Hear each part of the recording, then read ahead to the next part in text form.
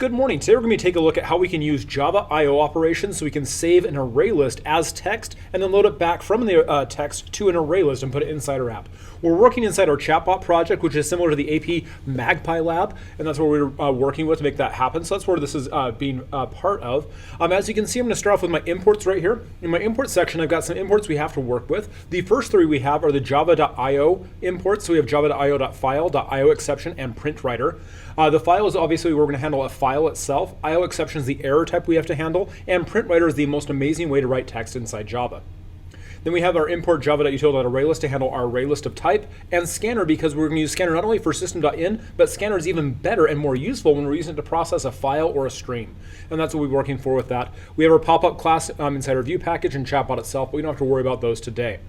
What we want to start off with specifically is with a handleError method. Now, because we're dealing with I/O operations, we can't guarantee that this code is always going to run effectively. We could have a runtime error or a runtime exception, and because of that, we don't want that to interrupt the actual program for the user, and so we're going to have that dealt with a handleError method. As you can see right here, I have my handleError method. My handleError method takes an exception as its parameter, and we say string details is equal to your error is, and then add the or append the error.getMessage to it, and then display that using the pop-up class. So we can see that right there. And so that way we can make sure we can display an error. So rather than shutting down our application with some null pointer exception or other exception happening inside the app, we have that displayed right here with a pop-up window, so we can easily keep that out of the way, and our program can continue running without any problems with that. And so we'll see how we can make that happen. We'll go ahead and first take a look at the saveListAsText method. So our saveListAsText method is the first one we're going to do. So we're going to save the information. And as you can see right here, saving list as text doesn't take a lot of actual code to make that happen. It takes an array list of string as a parameter, and then a string file name to is where it's going to be saved to. And the first thing we do is we make a file named SaveFile, and we pass it that file name. That's going to put it right inside our project itself at that root directory of our project. Makes it really easy. We'll see some of our other ways we can actually do some file saving, so we can actually pick a location using a JFile chooser. Like, oh, I want to save this in this folder. I want to save this in that folder. But we'll save that for another time. Right now, we're just doing our first operation with using saving files, and so it's just going to put it right with our project. Makes it really easy to see, and we can find it quite quickly. Then we're going to say a try with resources. This is the new version of try catch. The try with resources automatically closes the appropriate values as they're done. And so this way, I'm going to make a PrintWriter named saveText. I initialize it as a new PrintWriter, passing it the file that I just created. And if I didn't have permission or availability to make that file or access that, that's where that catch would happen, that exception, or inside the saveText.println, and that exception will be caught and handled separately. Then for each string inside my responses list, I'm going to go through every single string. I'm going to use the saveText.println, and this is why PrintWriter is amazing. You simply output to your string content to the file using print and println. I like println because, of course, it puts one thing per line, makes it really easy to parse and read, makes it very easy to bring back and use as well.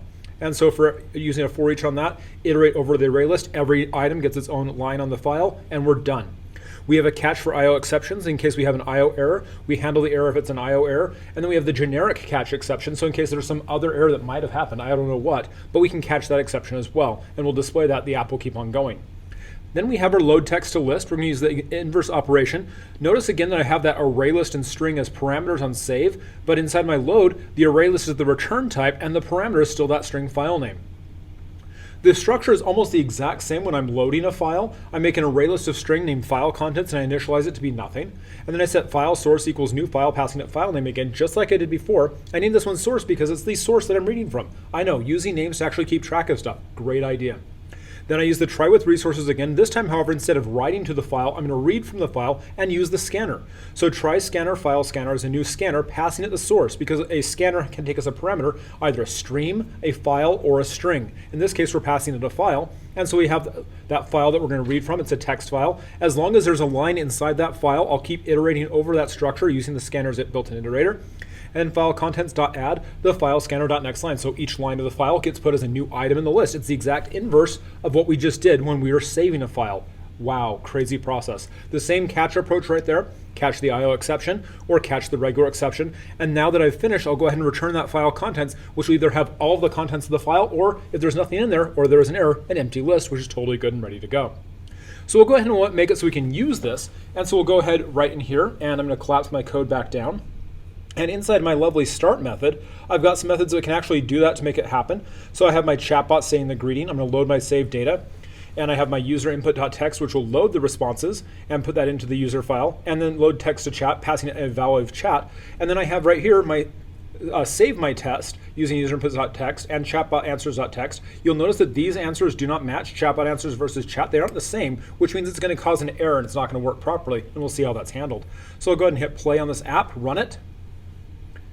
We get my nice little pop-up with my greeting, hi there, and load the saved data. Cool, my data is loaded. Oh, your error is chat, no such file or directory, because chat is not what we loaded it with. If I look over here, I have my chatbot-answers.txt inside my Eclipse directory, so if I had changed that, it would actually load it.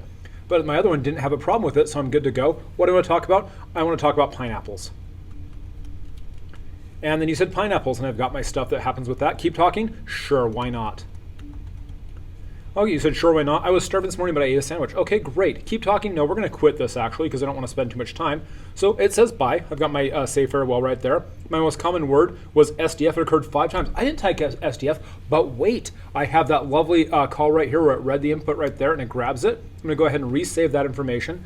And now if I go over here to my chatbot, I look at my user input.txt, and here's all the stuff that I was typing. Oh, look, there's that pineapples and that sure why not, and there's the istif that I was just typing earlier, the most common word that I had. So that's why that's there. My chatbot answers has the answers that were typed in there. Oh, you said pineapples, and I said sure, why not, and I was starting this morning, made a sandwich. Now if I go back over and I change that, so instead of having chat, I change that to chatbot answers.txt, so it actually matches. I'll save that and rerun it and play. And welcome, good human, and load the saved data. There's no error message, didn't have a crash, and I want to talk about this time, let's talk about Java.